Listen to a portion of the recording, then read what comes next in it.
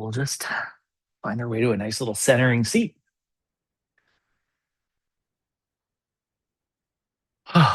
In this spot, let the hands find a place where they feel restorative. Maybe we let the eyes close.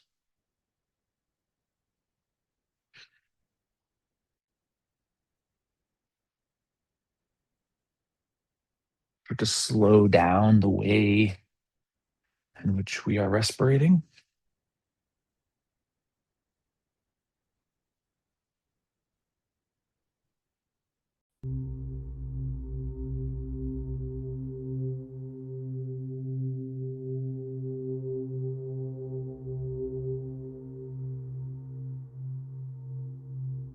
We start to feel more of the way in which we are respirating, how that interplay of airway exchange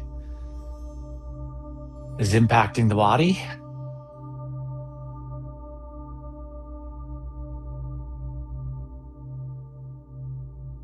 So in this little tiny village,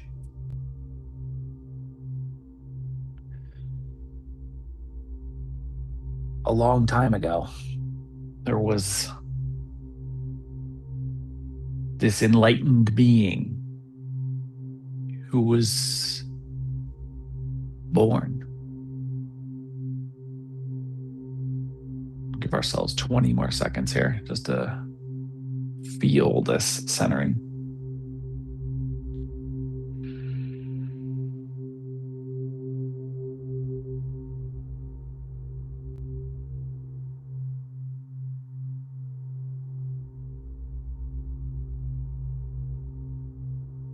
And when it feels appropriate for you, we'll let the eyes open if they're closed.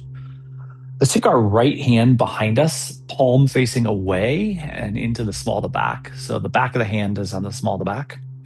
And then engage that right shoulder. So think about bringing the humeral head into an optimized setting. And let's turn our gaze towards the left. Left hand here can be whatever feels comfortable, palm up, palm down, whatever feels best for you.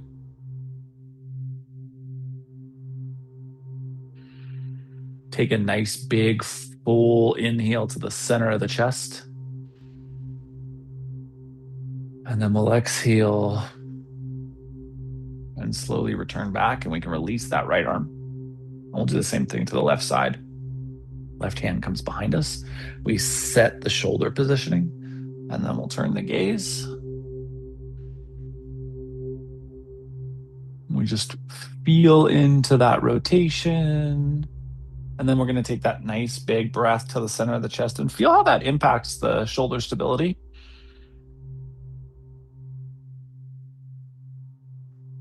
You can release back to neutral. We'll release the left hand. We're going to do the same thing to the right, or repeat on the right, I guess.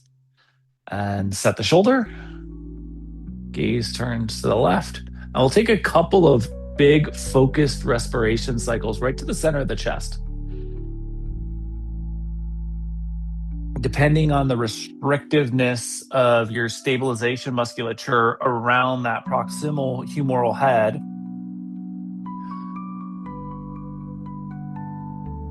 we could, depending on that depth, right? But we tend to be able to feel the way in which our respiration impacts the musculature here. This is a pretty big end range ask for most of our shoulder mobility. It doesn't necessarily mean that your end range is here. Eventually, we'll release the head back to neutral, release the right arm. No rush to make that true. And then we're gonna do the same thing. Repeat to the second side. Gaze turns to the right. Big, full respiration, consciously drawn to the center of the chest.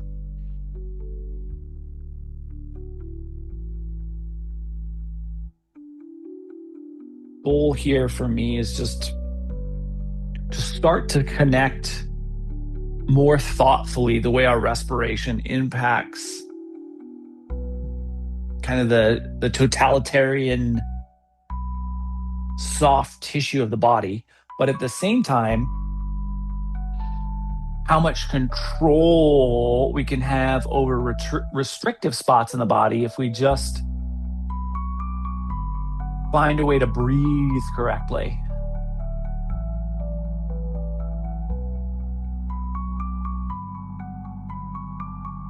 Eventually, when it feels appropriate for you, when you feel balanced left to right,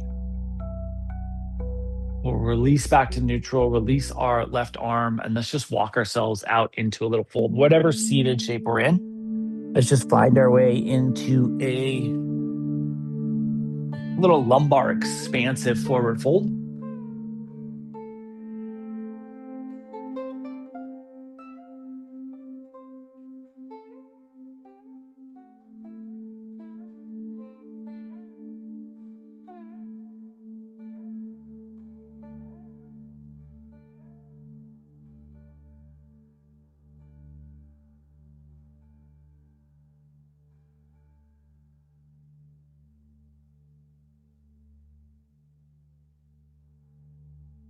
Eventually, we'll walk our way back up to seat.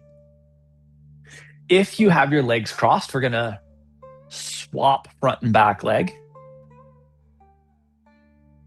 Think about getting the spine as settled and vertical as you can, and then we'll walk ourselves forward into another seated forward fold. If the legs weren't crossed, we're just repeating a forward fold.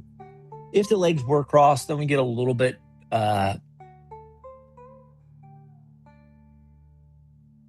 of a unique or new hip engagement.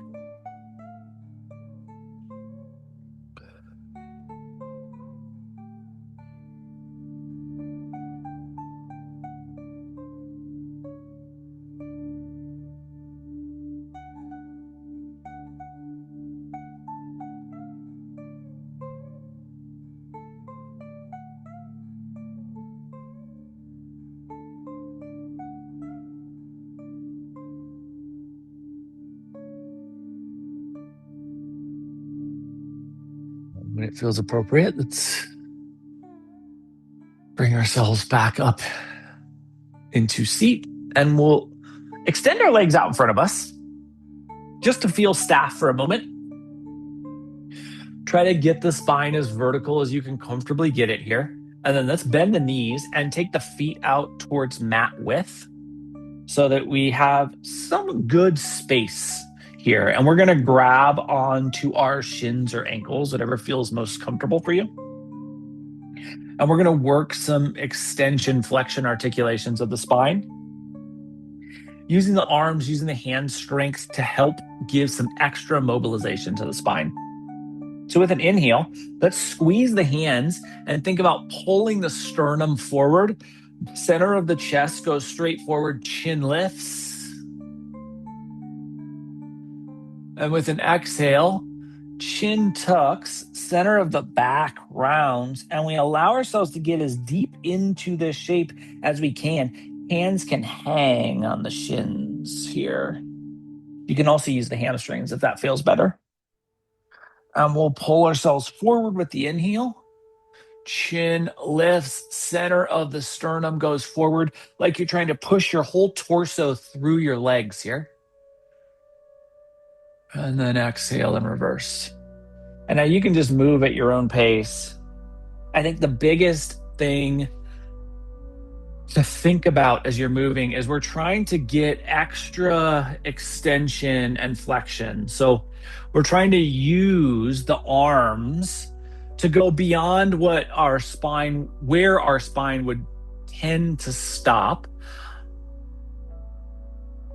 not beyond what feels safe and comfortable, but finding safe and comfortable room in the body, I think, is the best way to describe what we want to do here.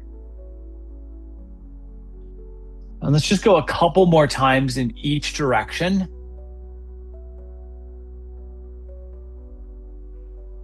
Really trying to feel the spinal column move and bend and flex so that we create space.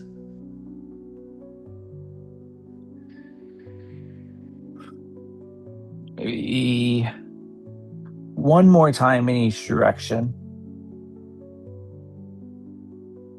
And when you get to the point where you feel like you've had enough, where you feel like the spine knows what it's capable of in both directions, let's keep that foot width. And let's try to take the finger mounds and interlace them with the foot mounds so that we have like a really nice, easy grip of the feet.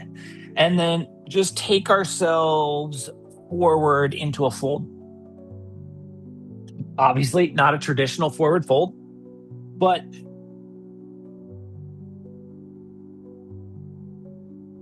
a fold that has some unique challenges. It challenges the hips, but it challenges the hips in a different way. It's challenging this abductor side of the hips. And it's pulling out the hamstrings, which I like to do in some forward folds.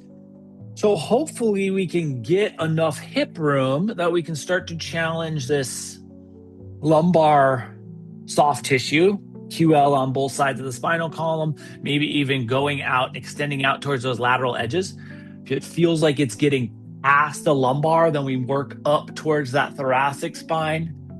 And the more space we can give our body, the more access to expansion we have.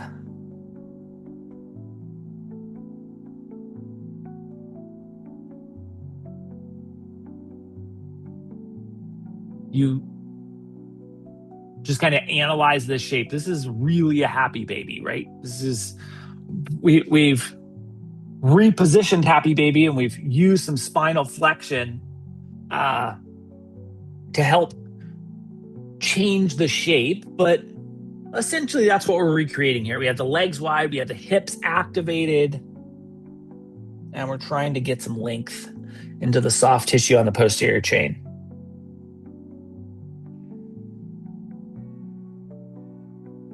Last 30 seconds here.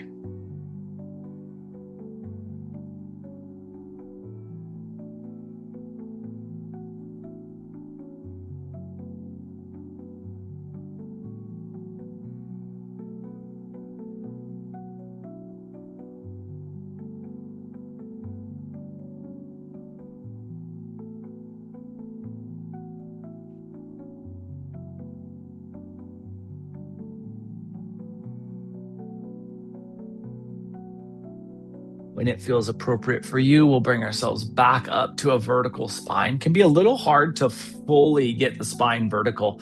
Think about maybe a little bit of core engagement to help make that happen. And then let's grab both of our blankets. First blanket is either going to be folded hot dog style or rolled, depending on how your soft tissue along the torso, posterior chain is feeling. If you feel a little bit sticky coming out of this, then just go with the fold. If you know you have some extra space and you don't tend to have any cramping in that soft tissue, that a roll works. And then our second blanket is going to be hot dog folded and then block folded. And then we create what kind of looks like a little matchstick that's going to be behind us. Goal here is for some lateral expansion. Sacrum bumps up against the first blanket and we lower ourselves down. The torso geometry will dictate whether that top blanket, the matchstick head, is important or not. It may or may not be useful to you. We do want the sacrum to be grounded here. So think about ensuring that the lower half of your body is anchored, stable, and at ease. And then allow the shoulders to find their way into a place where they can also be at ease. And the lateral edges of the body can fall away from the blanket prop. This is such a simple shape, also really an impactful shape. And it's something we haven't done. We've done some similar things to this in recent weeks, but we haven't done this in quite a while. And this is just one of those primary, expansive, propped shapes.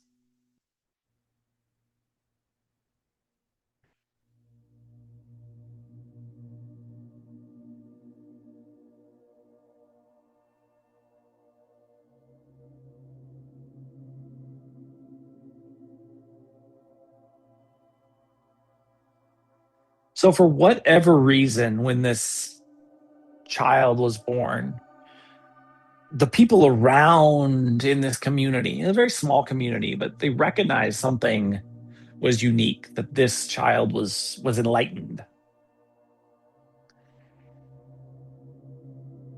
And so growing up, this enlightened being was treated differently.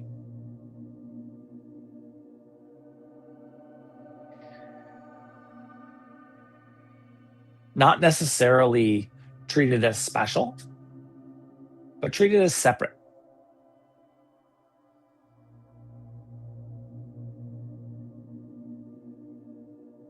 And even from a young age, the way in which this child responded to the experience around them was unique. They would see a crack in a stone and they would feel the ache of time in that crack.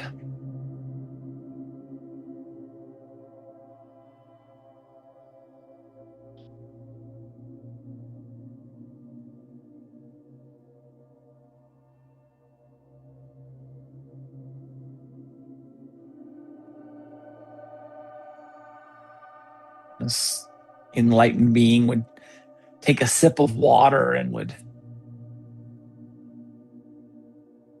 feel the H2O molecules on their tongue, down their throat, dispersing through their body.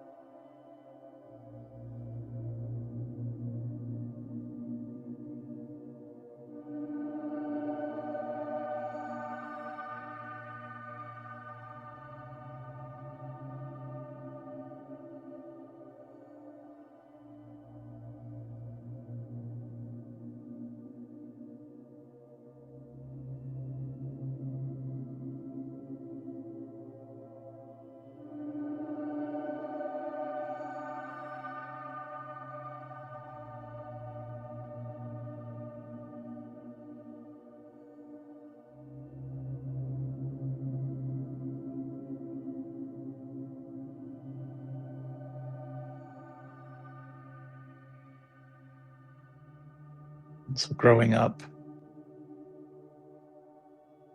the depth at which this enlightened being experienced the world continued to increase.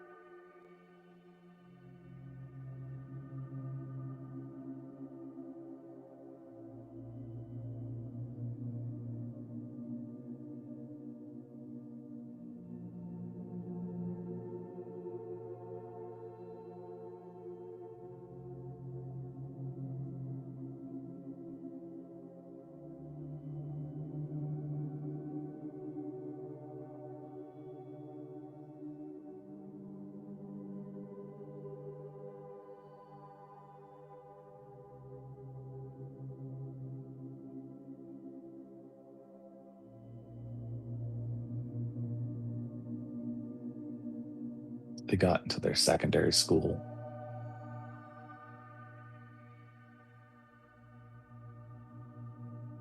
They tended to get along with everyone. And so when interpersonal squabbles would break out between two factions, this enlightened being could feel the tension, but could also feel empathy for both sides of any dispute.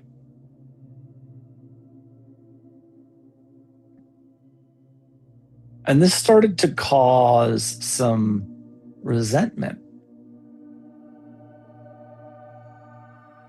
amongst this enlightened one's peers. They would feel like they were friends, and then they wouldn't get the support in contentious situations that they thought they were due to their friendship. The way that this being,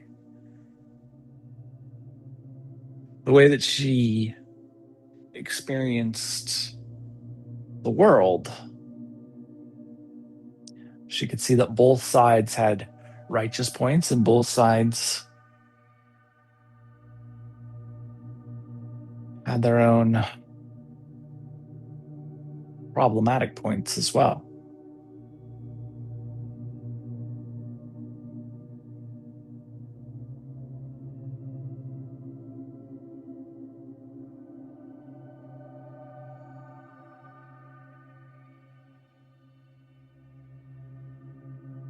And even when her peers would get upset with her,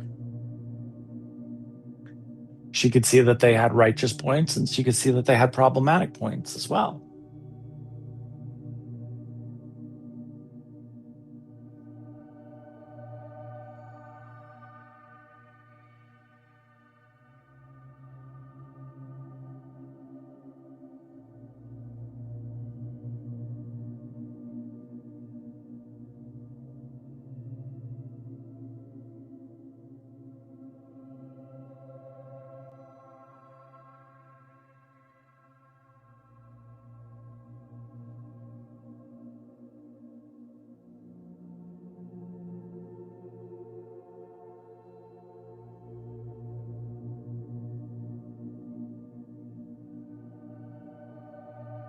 Give ourselves about 60 more seconds here just to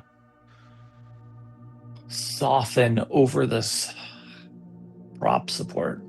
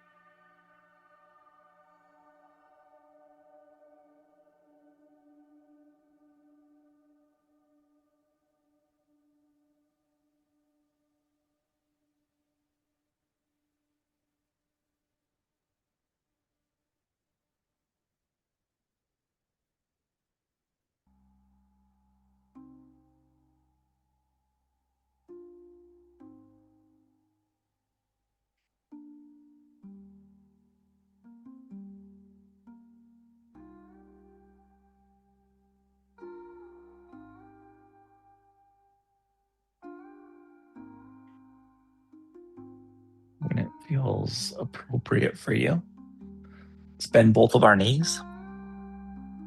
Let the feet come flat on the mat and just all to one side or the other, whichever side makes it easiest for you to remove our props.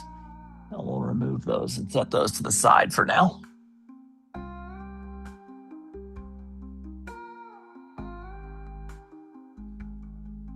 And eventually find our way back onto our spine.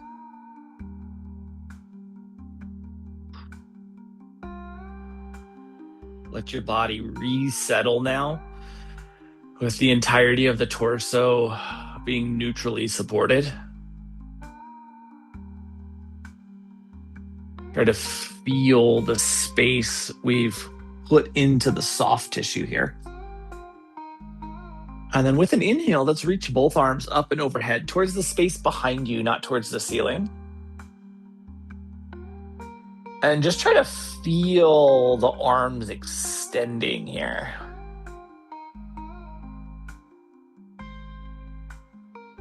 And then let's relax. If the knees aren't still bent, let's make sure that they come back into a bent position, feet on the ground. We're going to lift our belt line an inch or two and shift our hips 2 or 3 inches to the right. And then let the hips come down. Anchor there. Extend your legs down the mat. And then walk your feet over to the left corner of your mat. And from here, we'll take our right arm and extend it straight up and overhead back to the space behind us, not towards the ceiling. And then with the left arm, just grab the right forearm or wrist. And we're going to help guide that right arm over towards the left corner of our mat. The only thing to note here is if you have a lot of mobility dysfunction in the right shoulder and bringing that arm over the top causes an uncomfortable sensation, leave this part out. Or you can do the right arm a little lower, kind of cross body, sometimes feels better for the shoulder. We put it in an internally rotated position instead of an externally rotated position. But just be conscious of what feels the best for your shoulder here, or what feels safe for your shoulder here, maybe a better way to describe that. And here we're trying to draw our breath both into the center of the chest and the center of the right side of the body. So really expanding out into that ribcage space, trying to get intercostal expansion. So we've done a lot of posterior chain expansion. Now we bring some anterior chain expansion with our breath.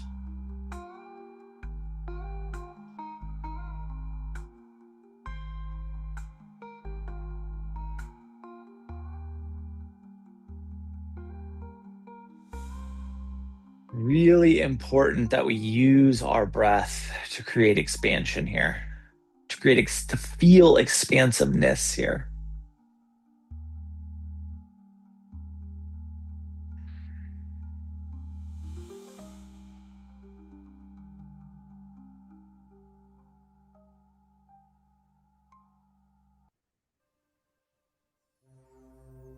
So as this enlightened woman continued to grow up around her community, the small community that she grew up in soon didn't feel like it was enough. And so she started to expand kind of her range of expression, of experience into larger and larger areas, covering more and more populous, more and more densely populated areas. And that meant she interacted with more people.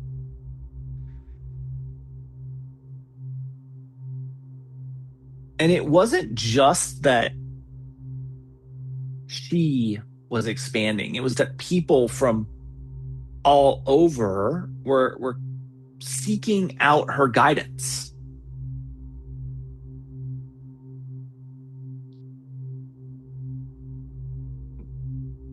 No one doubted upon meeting her or upon hearing about her that there was something different, something enlightened within her.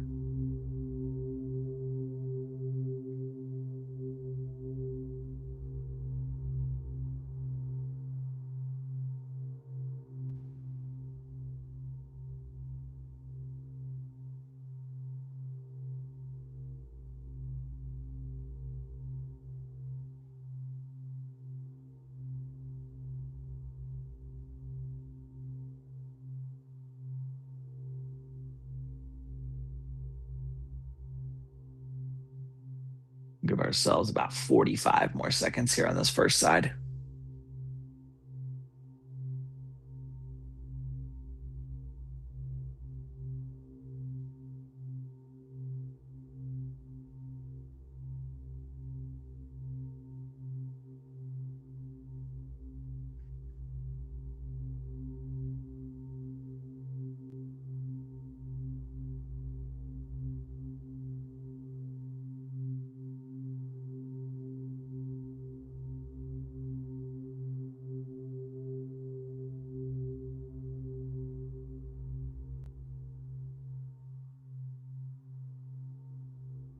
And when it feels appropriate for you,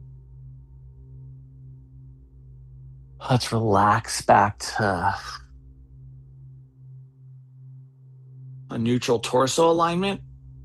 We'll bend both knees, plant the feet, and bring our hips back into a neutral alignment and just let your body settle back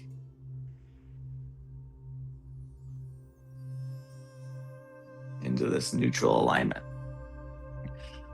into this neutral and supported setting.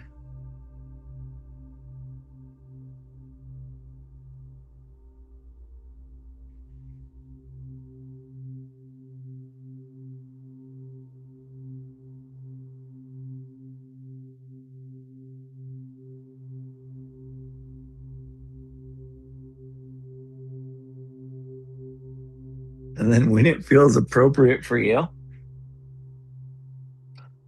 let's do the same thing on the second side. So make sure your knees are bent, feet are planted. We'll lift the belt line, shift the hips to the left, and then land the hips. They become the anchor. Extend your legs, and then walk the legs over to the right corner of your mat. Left arm reaches up, right arm grabs and guides that over. So we get this side bend here. As we take in this bend, we draw breath to the center of the sternum and into the center edge of your rib cage, thinking about that intercostal expansiveness with each inhale cycle.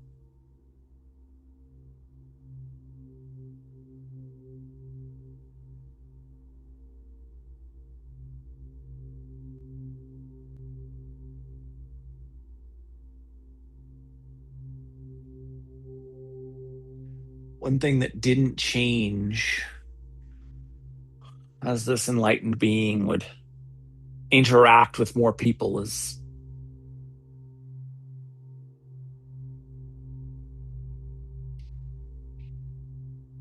the tension that would often be created when she was unwilling to pick a side.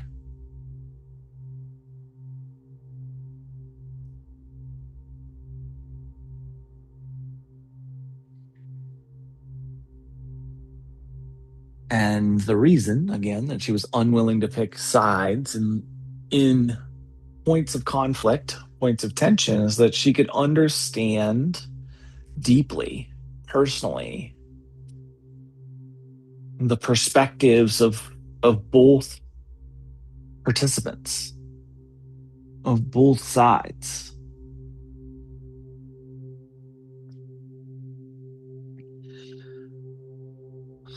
And this just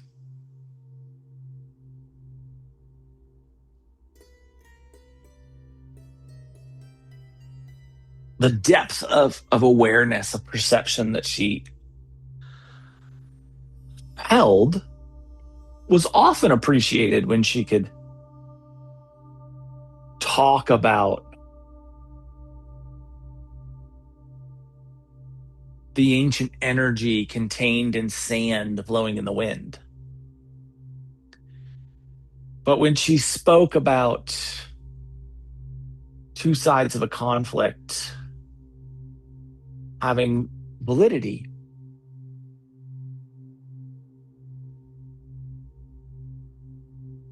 that appreciation would dissipate. And more often than not, both sides of the conflict would feel cheated, wronged, and would grow frustrated with her.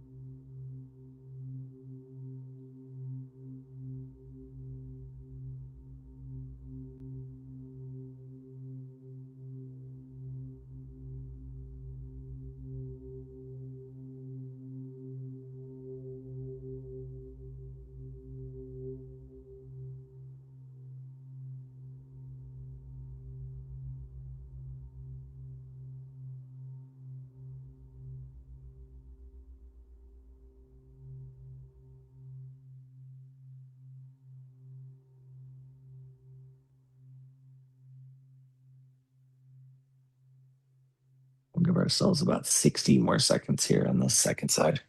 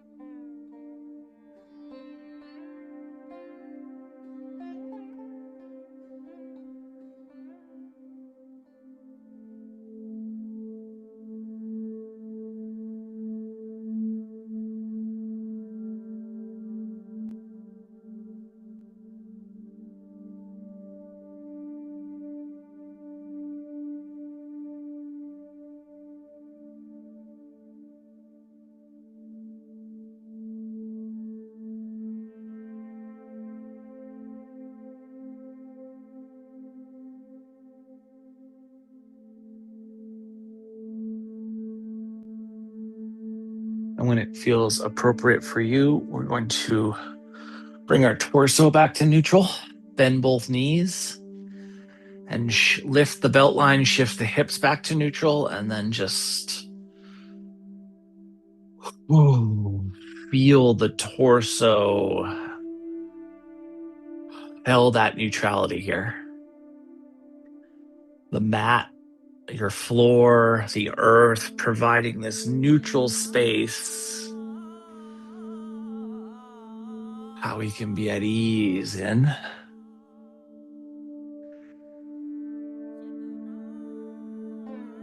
And then making a determination, we're going to head to a little supine butterfly here. If you like to have this propped, you have props available. You could go blankets under both sides. You could go a longer blanket wrapped around. If you don't feel like you need propping, bottoms of the feet coming together, knees falling out wide, and just releasing. But make sure you feel supported here. We are going to be here for a little bit of a time.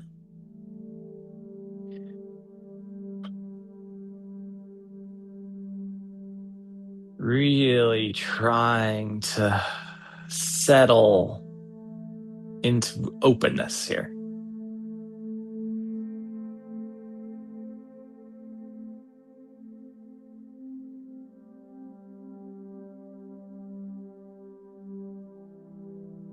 So the more exposure that this enlightened being got, the more people wanted to interact with her. And the more people wanted to interact with her, the more people got upset with her. And the more people got upset with her, the more weight of the world pressed upon her. Feeling deeply,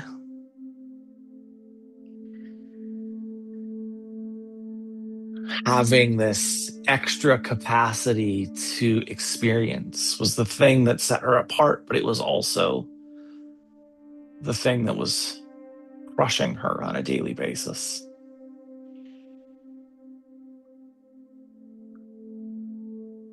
So one morning, before the sun had even thought about rising,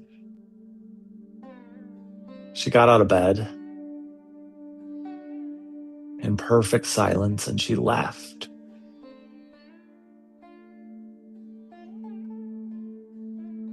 She didn't tell anyone where she was going, but she knew exactly where she was headed.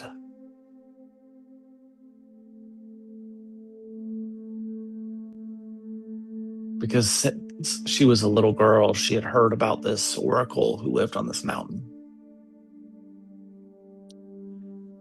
This oracle who supposedly held this treasure, this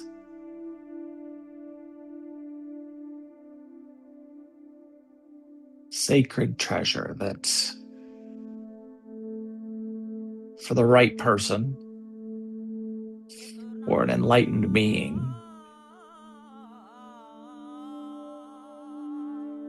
could absolve them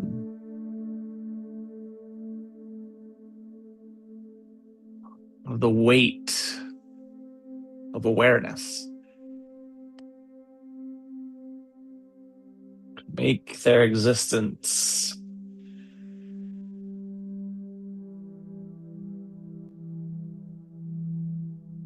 blissful again.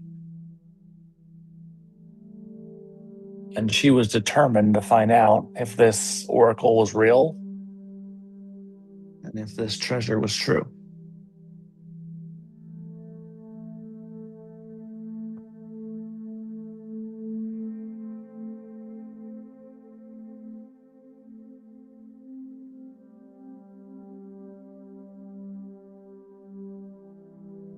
About 90 more seconds here.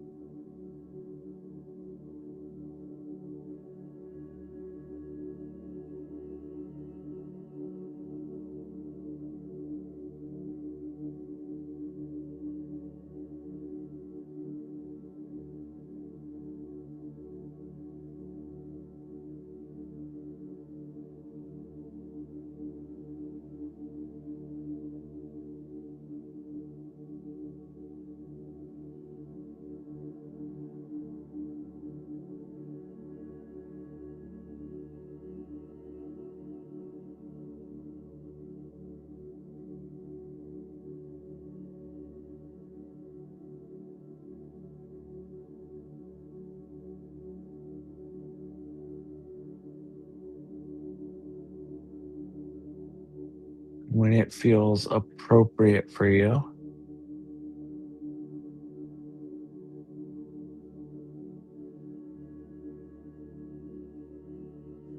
we'll bring our knees back together. Squeeze the thighs in towards the torso for a little hip compression.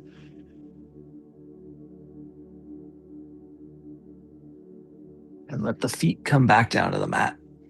Arms out towards cactus or T, and we'll start to let the knees sway through rotations.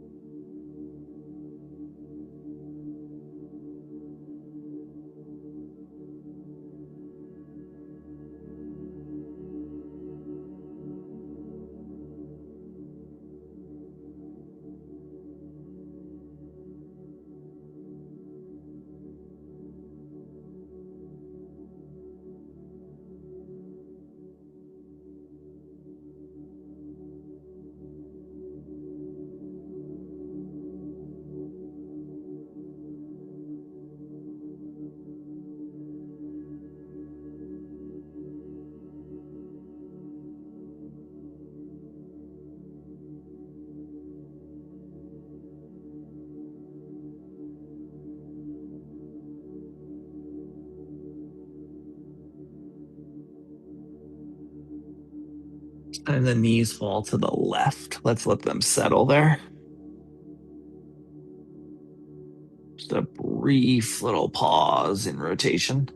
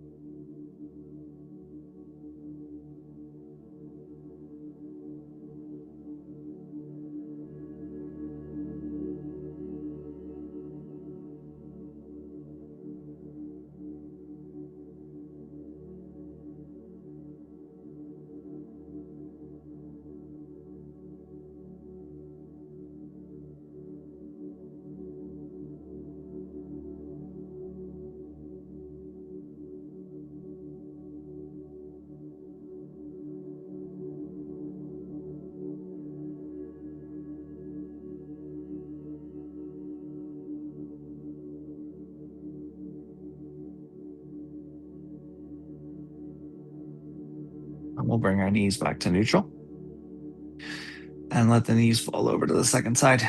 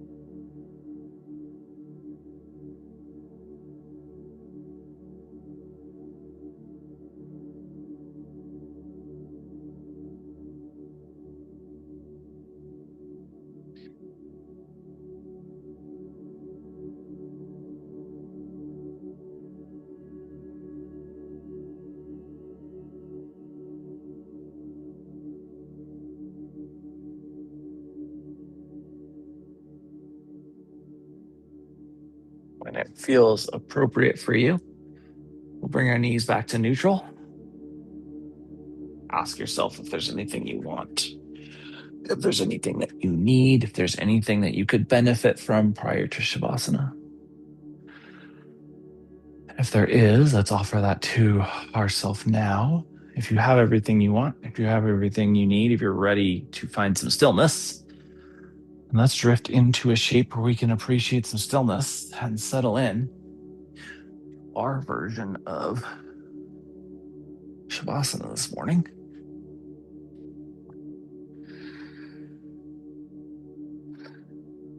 Just finding that ease.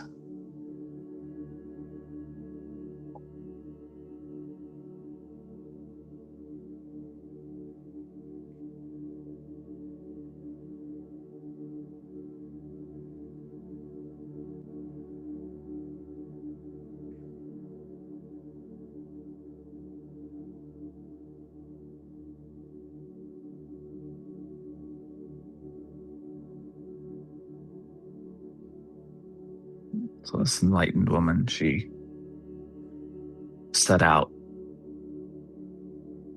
towards these jagged cliffs in the distance. She made her way across scorching deserts. Eventually made it to the base of this cliffside and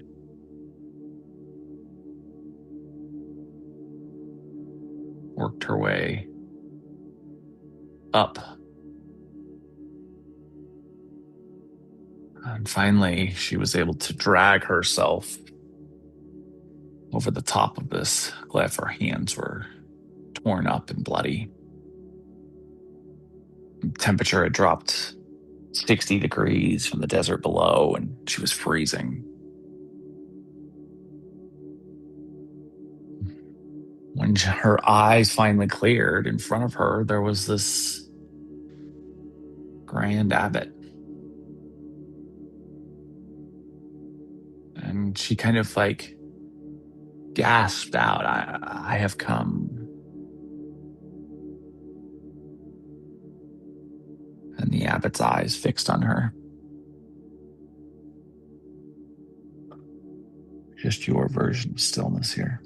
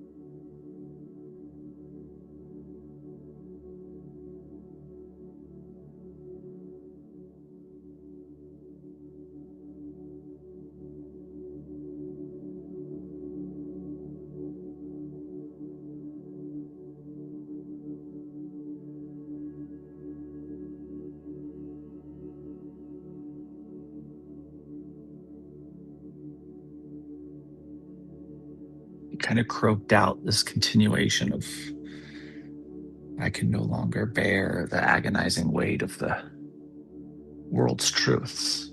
Please, I beg you, grant me the artifact.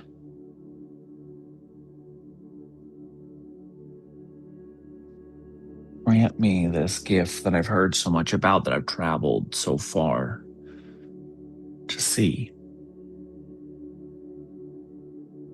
I'm this grand abbot waiting on top of this tremendous mountain, nodded with a deep, knowing sympathy. And he walked over to this very simple, very plain wooden chest. And he pulled out this ancient relic. And he placed it in her hands. And she was very surprised, because it wasn't crystal, it wasn't golden. It wasn't some mystical device full of celestial wisdom.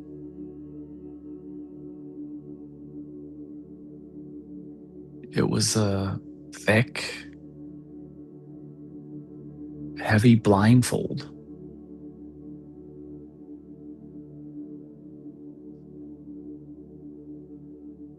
And she tied it around her eyes.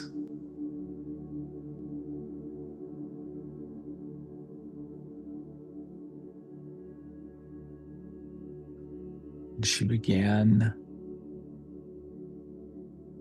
a new life, living peacefully in the dark.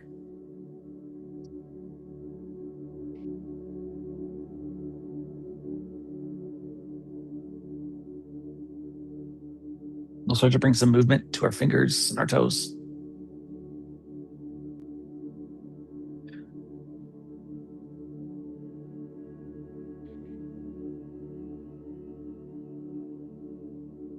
To our wrists and our ankles.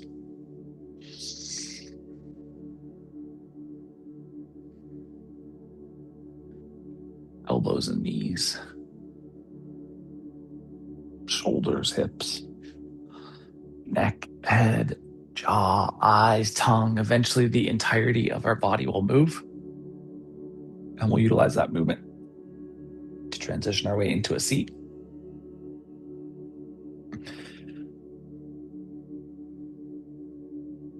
In that seated space, let your spine get tall, breath get fluid, eyes close, and we'll inhale our hands together, heart center.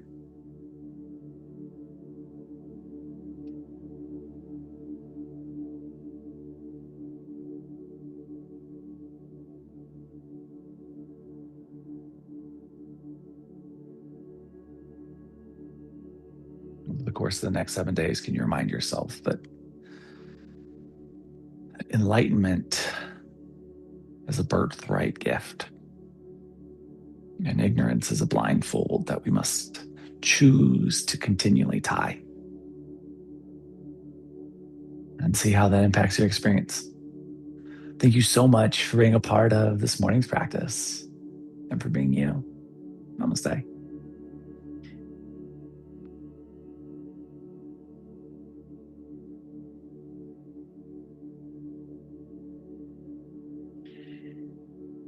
Happy Sunday, guys. Love the heck out of you. Thanks for taking care of yourself. Have a beautiful rest of your day.